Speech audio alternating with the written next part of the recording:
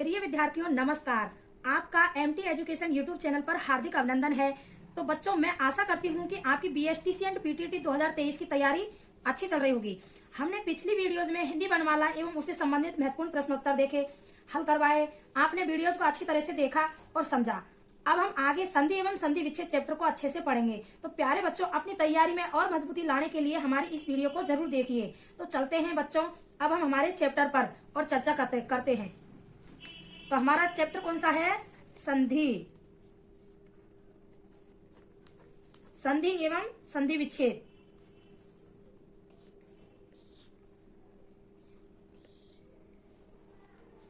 Chapter कौन सा है हमारा? संधि एवं संधि विच्छेद। ऊपर तो बच्चों, सबसे पहले इसमें हम देखते हैं संधि कहते किसे हैं। संधि किसे कहते हैं?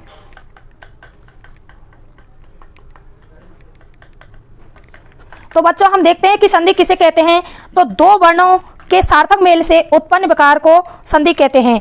मतलब हमारी जो हिंदी वर्णमाला है, हिंदी वर्णमाला मतलब संधि का आधार ही क्या है? हिंदी वर्णमाला। हिंदी वर्णमाला संधि का आधार है, संधि का आधार है। अब इसी से संधि की परिभाषा बनेगी। जैसे संधि किसे कहते हैं, हिंदी वर्णमाला संधि का आधार है और संधि किसे कहते हैं अब हम इसको देखेंगे। दो वर्णों के सार्थक मेल से जो विकार उत्पन्न होता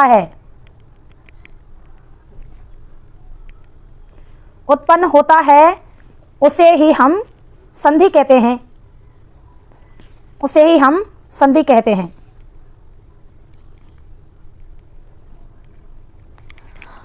देखिए, दो वर्णों के सार्थक मेल से जो विकार उत्पन्न होता है उसे ही हम क्या कहते हैं? संधि।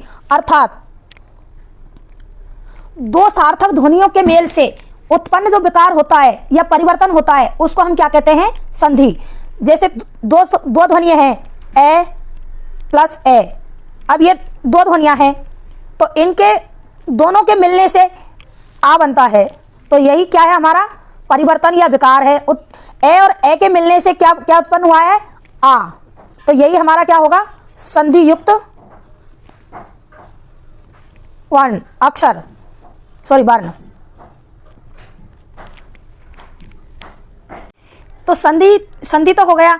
अब आता है अपना संधि विच्छेद। तो संधि विच्छेद किसे कहते हैं अब हम इसको देखेंगे। संधि विच्छेद, तो संधि का मतलब तो होता है दो ध्वनियों को जोड़ना। और विच्छेद में हमको इससे सीधा ही दिख रहा है कि विच्छेद का मतलब होता है तोड़ना या फिर अलग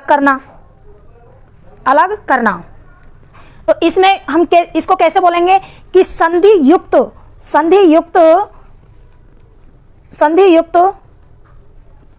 वर्णों को या ध्वनियों को अलग अलग करना या फिर तोड़ना, क्या कहलाएगा? हमारा संधि विच्छेद। क्या कहलाएगा? संधि विच्छेद। अब हम देखते हैं संधि के प्रकार। क्या देखते हैं? संधि के प्रकार। तो हमने बताया कि संधि का आधार क्या है? हिंदी वर्णमाला। तो हिंदी वर्णमाला के आधार पर संधि के कितने प्रकार हैं? हिंदी वर्णमाला को आधार मानते हुए संधि के भेद। तो हिंदी वर्णमाला को आधार मानते हुए संधि के भेद कितने हैं? 3। अब ये 3 भेद कौन कौन से हैं? पहला है स्वर संधि, दूसरा है व्यंजन संधि और तीसरा है विसर्ग संधि। हिंदी वर्णमाला को आधार मानते हुए संधि के कितने भेद होते हैं? 3। पहला कौन सा है? स्वर संधि, दूसरा है व्यंजन संधि, तीसरा है विसर्ग संधि। क्योंकि हमने हिंदी वर्णमाला को भी स्वर और व्यंजन इनमें बांटा और इसमें फिर अयोग व विसर्ग भी था। उसी प्रकार यहाँ पर भी स्वर संधि है, व्यंजन संधि और विसर्ग संधि है। अब स्वर संधि में तो होता है स्वर का स्वर से मेल, स्वर का स्वर से मेल। और व्यंजन में होता है व्यंजन व्यंजन प्लस स्वर या व्यंजन। और विसर्ग में होता है विसर्ग का मेल स्वर या व्यंजन से, स्वर या व्यंजन से। क्या होता है, स्वर संधि में तो होता है किसका, स्वर का स्वर से मेल होता है। और व्यंजन में होता है व्यंजन का स्वर या किसी व्यंजन से। और विसर्ग संधि में विसर्ग का स्वर या व्यंजन से मेल होता है। कैसे होता है, जैसे हम देखते हैं स्वर संधि। स्वर संधि, अब इसकी क्या परिभाषा निकलेगी, निकल कर आएगी यहाँ से कि हमने बताया था कि स्वर का स्वर से मेल होता है इसमें। तो अब स्वर संधि की हम परिभाषा देखते हैं। तो स्वर संधि किसे कहते हैं, दो स्वरों के मेल से उत्पन्न हुआ जो परिवर्तन है, उत्पन्न होकर जो स्वर बना है दूसरा, तो उस वह स्वर संधि कहलाता है। जैसे हम देखते हैं यहाँ पर ए धन ए बराबर आ, तो इसमें ये भी स्वर है, ये भी स्वर है। ए धन ई, ये भी स्वर है, ये भी स्वर है, तो इससे मिलकर क्या बना ए। और ऐसे ही अब देखते हैं हम इसमें स्वर संधि के भी भेद होते हैं। स्वर संधि के भी भेद होते हैं। तो स्वर संधि के कितने भेद होते हैं, 5। अब ये स्वरों के आधार पर होते हैं। जैसे ए वर्ग, ए में है ए और आ, ये हो गया ए वर्ग। ई और बड़ी ई, ये हो गया ई वर्ग। ऐसे ही ऊ और बड़ा ऊ, ये हो गया ऊ वर्ग। और फिर वो विजातीय वर्ग, विजातीय स्वर हैं, जैसे ए प्लस ई और ए प्लस ऊ, इससे क्या बन गया ए, और इससे क्या बन गया ओ वर्ग। तो हमारे कितने वर्ग हो गए, ये 5। तो इसी के आधार पर स्वर संधि के भी 5 भेद होते हैं। अब 5 भेद कौन कौन से होते हैं, तो अब हम ये आगे ये देखेंगे। तो स्वर संधि के 5 स्वर संधि के भेद।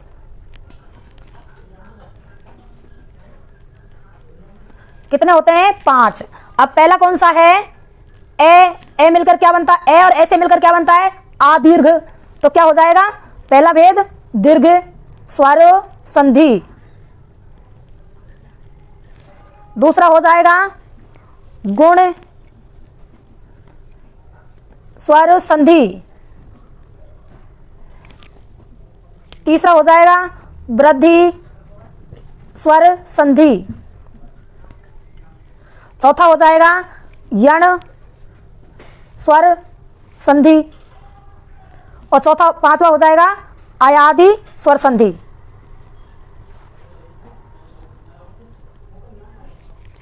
स्वर संधि के भेद कौन कौन से हैं, दीर्घ स्वर संधि, गुण स्वर संधि, वृद्धि स्वर संधि, यण स्वर संधि और आयादी स्वर संधि। कौन कौन से हैं, दीर्घ स्वर संधि, गुण स्वर संधि, वृद्धि स्वर संधि, यण स्वर संधि और आयादी स्वर संधि। अब दीर्घ में क्या होता है, तो अब हम इन ये स्वर संधि के जो ये 5 भेद हैं, इनको हम आगे डिटेल से देखेंगे। तो बच्चों अब हम स्वर संधि के भेदों के बारे में पढ़ेंगे। स्वर संधि के भेद अभी हमने कितने बताए थे, 5। पहला है दीर्घ स्वर संधि, तो इसको अब हम पढ़ेंगे दीर्घ स्वर संधि को। तो दीर्घ स्वर संधि किसे कहते हैं, जहां सजातीय स्वर आपस में मिलकर दीर्घ हो जाते हैं, वहां दीर्घ स्वर संधि होती है। सजातीय वर्ण, सजातीय वर्ण हमने कल कौन कौन से बताए थे आपको, ए और ए मिलकर क्या होता है आ, ई और ई मिलकर क्या होता है बड़ी ई, ऊ और ऊ मिलकर क्या होता है बड़ा ऊ। इसकी परिभाषा क्या हुई, जहां सजातीय स्वर आपस में मिलकर दीर्घ हो जाएं, वहां दीर्घ स्वर संधि होती है, दीर्घ स्वर संधि होती है।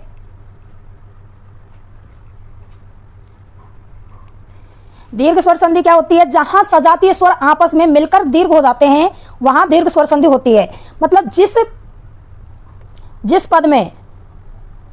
जिस पद को तोड़ने पर, पद या शब्द को तोड़ने पर हमें 2 सजातीय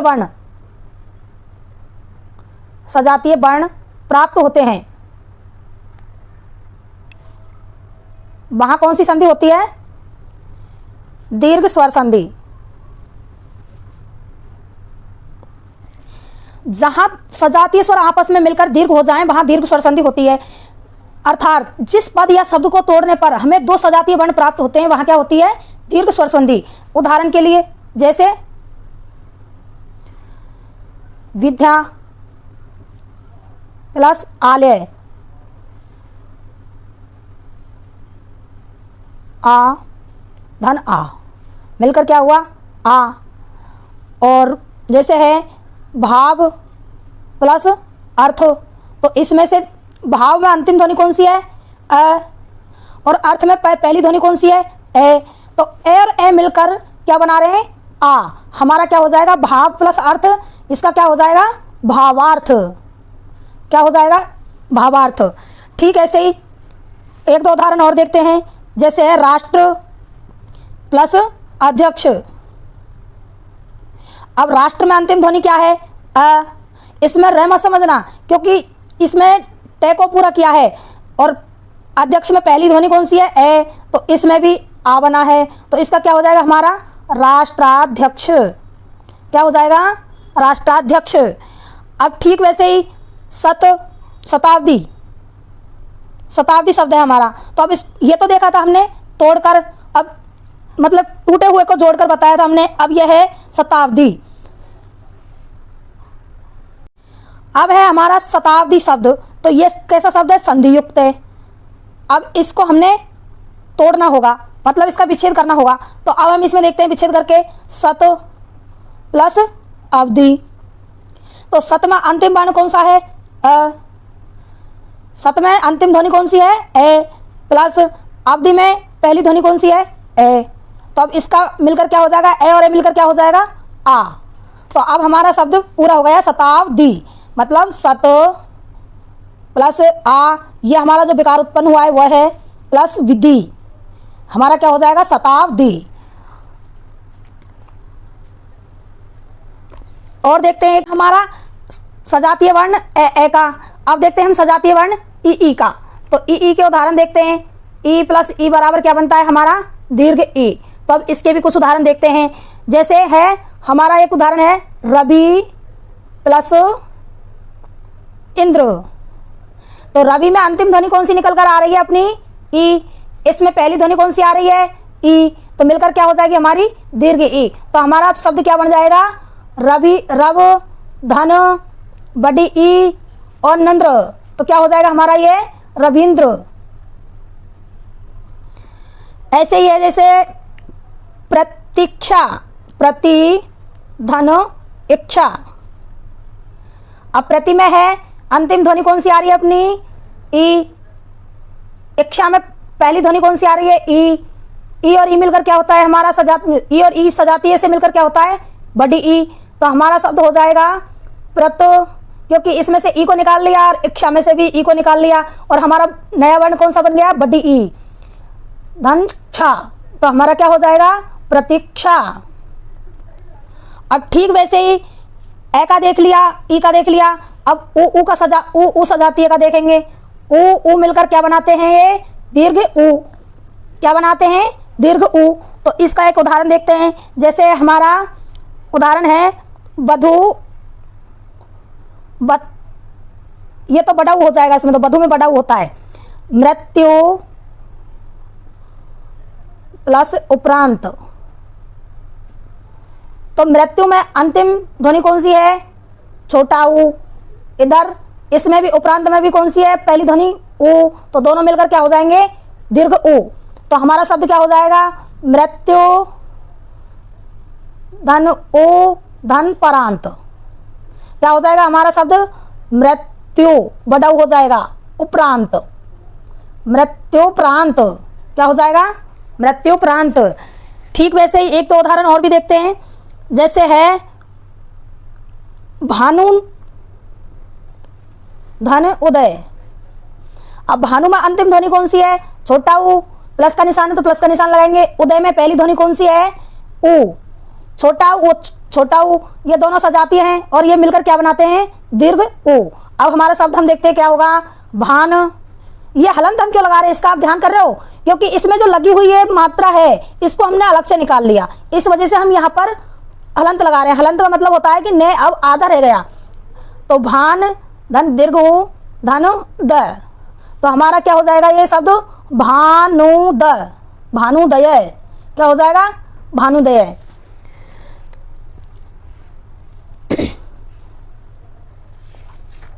तो बच्चों आज के लिए ही इतना ही और मिलते हैं अगली वीडियो में। यदि आपको कोई डाउट हो तो कमेंट बॉक्स में कमेंट अवश्य करें और इसी तरह की वीडियो देखने के लिए हमारे चैनल एमटी एजुकेशन को सब्सक्राइब करें और बेल आइकन को दबाएं जिससे आपको अगली वीडियो का नोटिफिकेशन मिलता रहे।